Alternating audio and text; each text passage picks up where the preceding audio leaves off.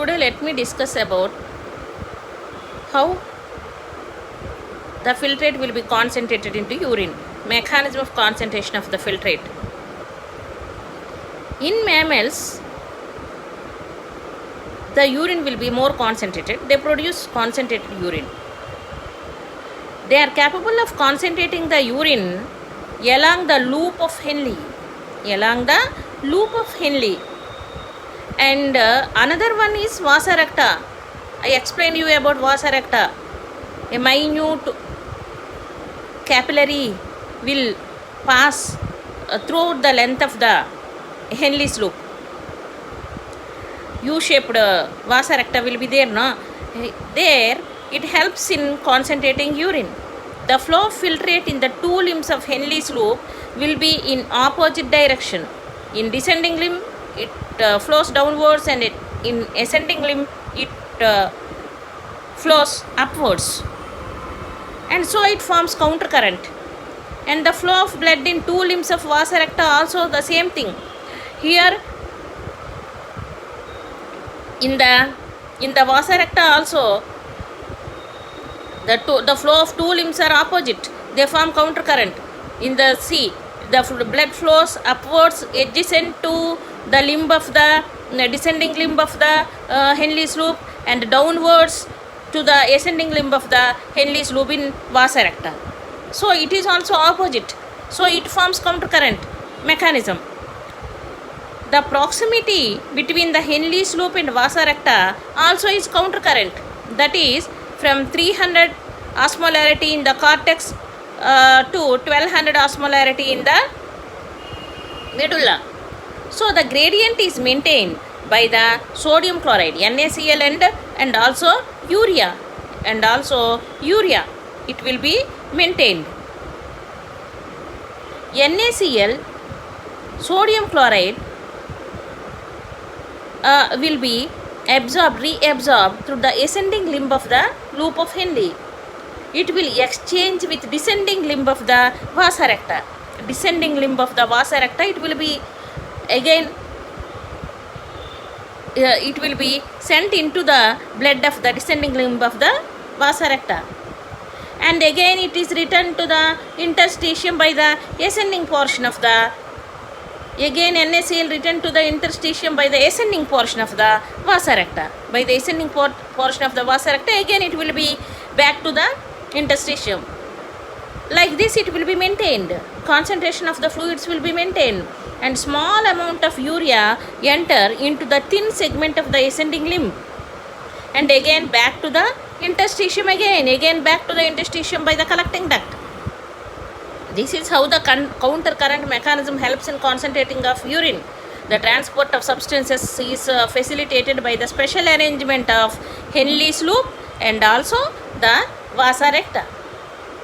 Counter current mechanism which helps in concentration gradient, maintaining the concentration gradient, maintains in the medullary interstitium, and there will be easy passage of water from the collecting duct. There will be easy passage of water. So if the water passes out from the collecting duct into the interstitium, what happens? The urine will be concentrated. Then that is why the human kidneys will produce urine nearly 4 times concentrated than initial filtrate. The urine will be 4 times concentrated. So here, coming to the notes also, the same thing. NaCl, which is ascending limb of loop of Henle, exchange with the descending branch of vasa recta. Again NaCl is returned to the interstitium by the ascending portion of the vasa recta. Urea, small amount of urea enter into the thin segment of the ascending limb, and again back to interstitium by collecting duct. So the countercurrent mechanism, the transport of the substances facilitated by special arrangement of this loop of Henle and vasa recta. And this countercurrent mechanism helps in concentration gradient, maintaining a concentration gradient in medullary interstitium, where the passage of water takes place from the collecting duct very easily, and thereby concentrating the urine. It will produce nearly 4 times concentrated than the initial filtrate. So coming to the regulation of the kidney, the function of the kidney is regulated by the hypothalamus of the brain, and JGA of the kidney, and also by heart. So these are the three major organs which control the function of the kidney. How the control by hypothalamus takes place? Control by ADH. An excess loss of fluid, if it is lost from the body through urine, what happens? Osmoreceptors which are present all over the body will be activated, and they stimulate the hypothalamus to secrete, to release the ADH and vasopressin from the neurohypophysis, which will be stored there. These are secreted by the hypothalamus, but it will be stored in neurohypophysis. It will release the ADH, which stimulates the water reabsorption in the DCT. Water reabsorption is conditional reabsorption of water here in DCT, in which case it will be reabsorbed. If the excess fluid goes out, excreted through the urine, then it will be absorbed. Water will be reabsorbed by the influence of the ADH. And it prevents diuresis. And diuresis is nothing but the loss of excess of fluid from the body. So if suppose an increase in the body fluid occurs like this, what happens? The osmoreceptors will be switched off, and it suppresses the ADH antidiuretic hormone or vasopressin release to complete the feedback. So here, suppose if the ADH is deficient, so deficiency of ADH leads to the disease called diabetes insipidus. Output of huge amount of urine is called diabetes insipidus, not diabetes mellitus. Diabetes mellitus is caused due to the deficiency of insulin. Here it is caused by the deficiency of ADH, antidiuretic hormone. Control by JGA. If we discuss about this JGA, it operates cross mechanism. Already I told you, juxtaglomerular cells will release renin. This is called renin angiotensin aldosterone mechanism or system. Okay. Suppose if there is fall in glomerular filtration rate, then JG cells will be activated and they release renin.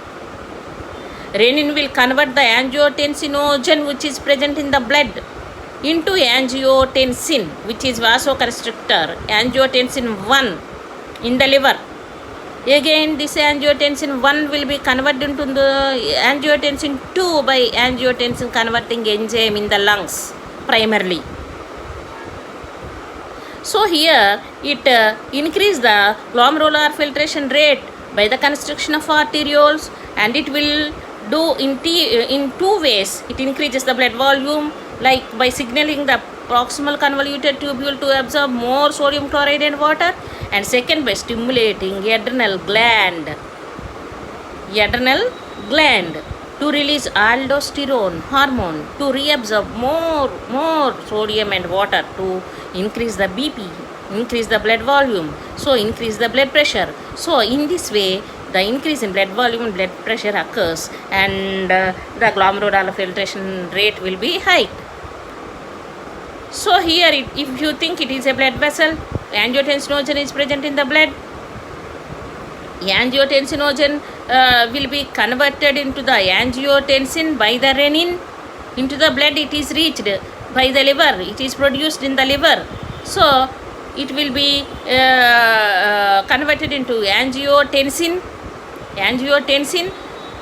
by the renin produced by the JG cells, and also this angiotensin 1 will be converted into angiotensin 2 by angiotensin converting enzyme in the lungs, and it will stimulate the adrenal cortex to release aldosterone, which will stimulate the reabsorption of sodium in the DCT, distal convoluted tubule. Coming to if this blood pressure is higher, it becomes higher, then what happens? Immediately the atria of the heart opposes the regulation of the RAS,